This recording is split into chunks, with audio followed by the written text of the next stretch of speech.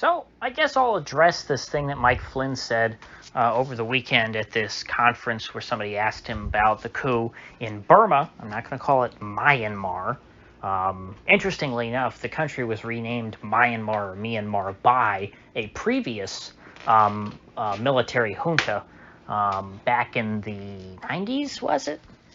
There's been a lot of military juntas in Burma, and the most recent one came after there was some allegations of election fraud. I remember when it happened; it was kind of funny. They were, I think, purposefully mimicking Trump's language about the election. And when the international media, the Western neoliberal media, came out and said that the military in Burma overthrew the democratically elected government based on unsubstantiated claims of election fraud. I remember the coup leaders called them fake news, which was pretty funny. And so back to Mike Flynn, somebody asked him, hey, the military, the good patriotic military members in Burma overthrew their government when there was election fraud. So why can't that happen here, General Flynn?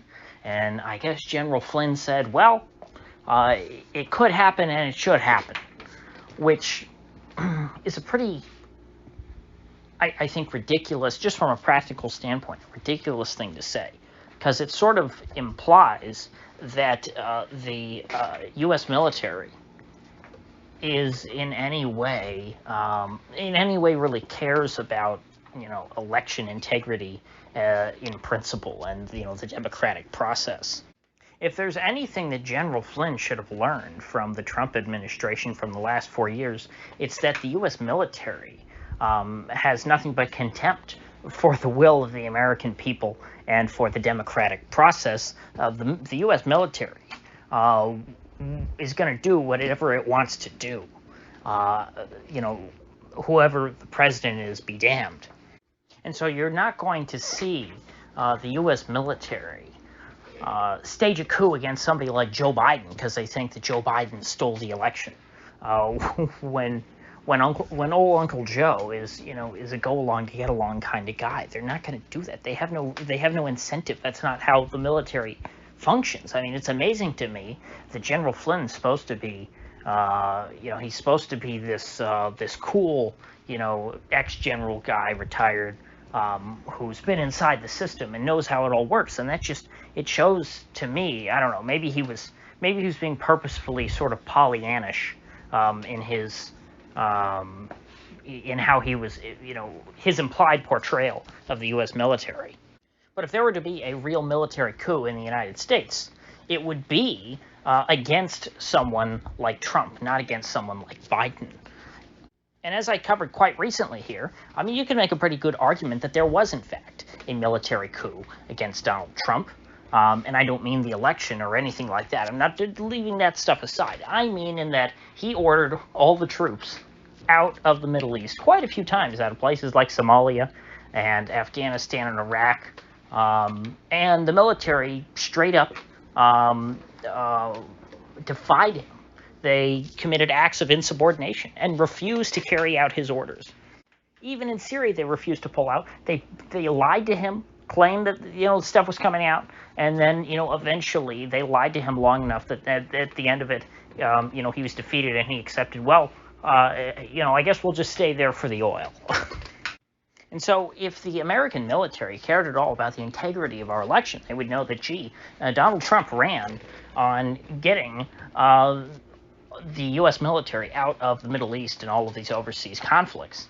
And he won. So if you believe in election integrity, you would think, well, the people voted to get the troops out of the Middle East. We should probably go along with that. Instead, they defiantly stood up to the president and said, no, we refuse. We're not going to do it.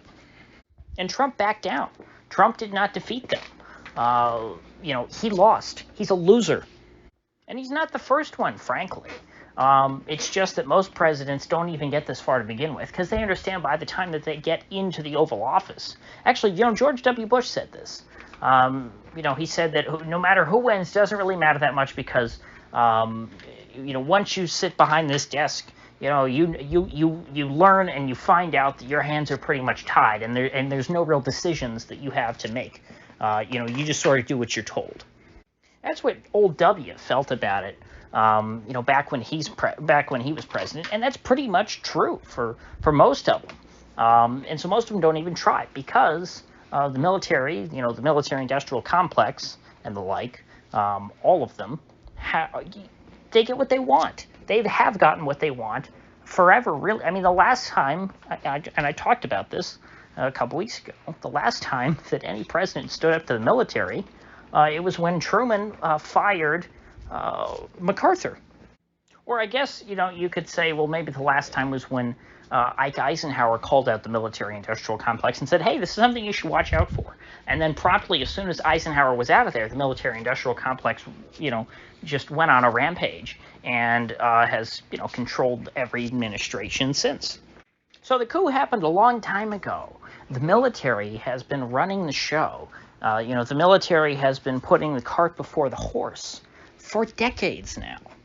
I mean, if they weren't running the show, and I don't mean in a I guess crazy conspiratorial sense in that the military is literally getting together, the Joint Chiefs get together in some kind of smoke-filled room and they decide who the next president is going to be. I don't mean literally like that.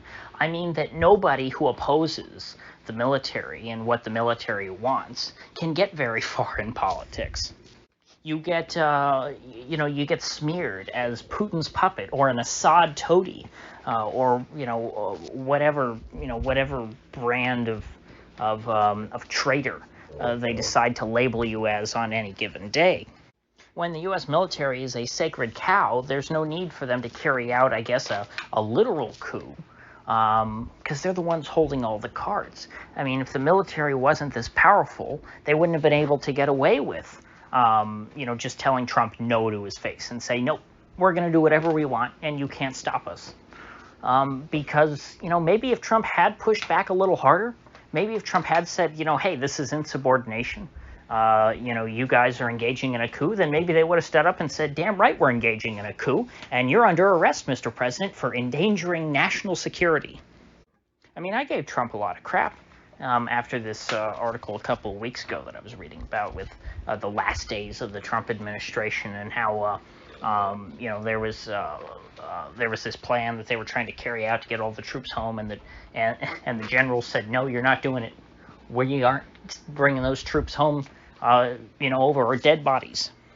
And I really, I laid heavy into Trump, and I said, you know what, you're a damn coward, and you're pathetic. But who knows? Maybe if Trump had stood his ground, they would have taken him out. I wouldn't put it past him.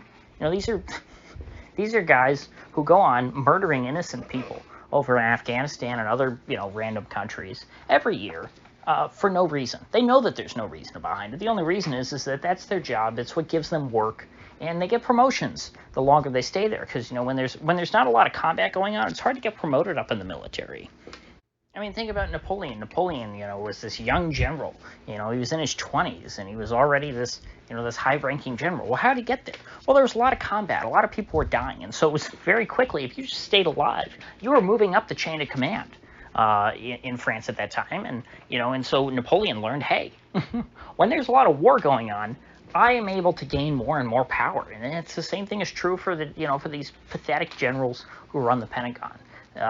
These are guys who have made careers out of losing wars.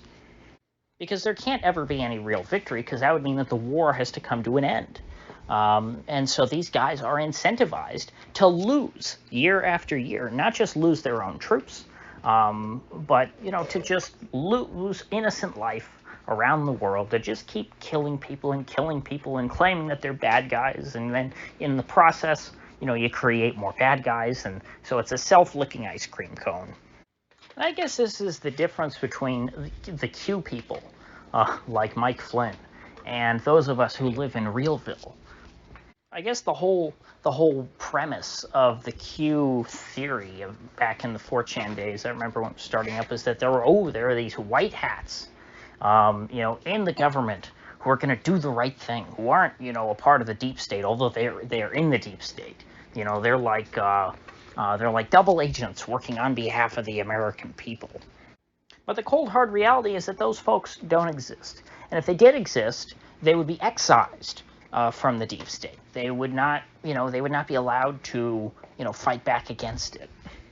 And so the troops are not going to save you. The spooks are not going to save you. These are all folks who benefit from your enslavement. And so I think that's just about all I have to say about that.